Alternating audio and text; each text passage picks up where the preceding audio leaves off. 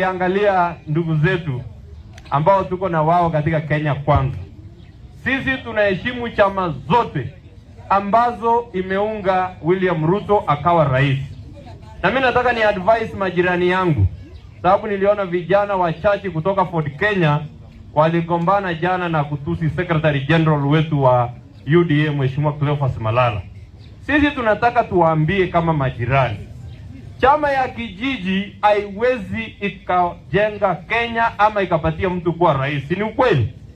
Angalia Mheshimiwa Kibaki, aliwacha chama yake akakuja akaunda chama kubwa ya PNU.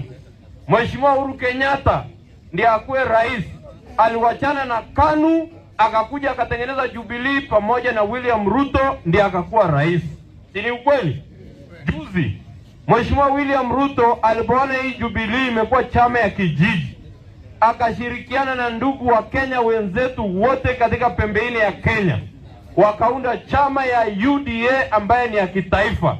Sasa hii watu wetu ya Western, nyinyi mashemeji yangu wa Luya, mimi nataka niwaambie, kwa sababu juzi mlitusaidia na sisi tuko tayari. Mkitaka mkuwe deputy president siku moja ama mkuwe rais, sisi tunawaambia fungeni hiyo machama yenu ya kijiji, kujeni tuingie kwa chama ya kitaifa, alafu mambo yenu huko mbele itakuwa mzuri. Ni ukweli. Mkuje tusukume hii ya William Ruto imebaki tu moja, tummalizie yake 2027, nyinyi mfunge hiyo machama ndogo ndogo, ingieni kwa chama ya kitaifa, alafu mambo ikuwe sawa sawa. Na hiyo ndio maneno Malala amewaambia. Na kazi ya Secretary General ni mdomo. Malala hana kazi nyingine, ni kupiga mdomo na kuleta watu. Na sisi tumeona analeta watu.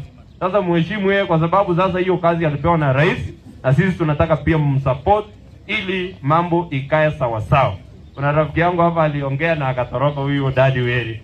Lakini sasa huyo mtu bado anatuambia mambo ya mzee akitendawili, kweli hiyo mtu ako sawa sawa kweli? Tuseme tu ukweli. Juzi alikuwa na deep state na kila kitu, na sisi tulitoka tu mustuni tukanyoroshe hii tutatembelea ile mbaya sana. Na muangalia hata watu wale si alifungua macho. Na sisi tumefurahia William ameleta watu wote, na nyinyi mshirikiane. Nyinyi wa support, mimi nawaombea nyinyi. Mmesema maombeni God. Mungu awapatie hiyo maombi yetu. Si kweli?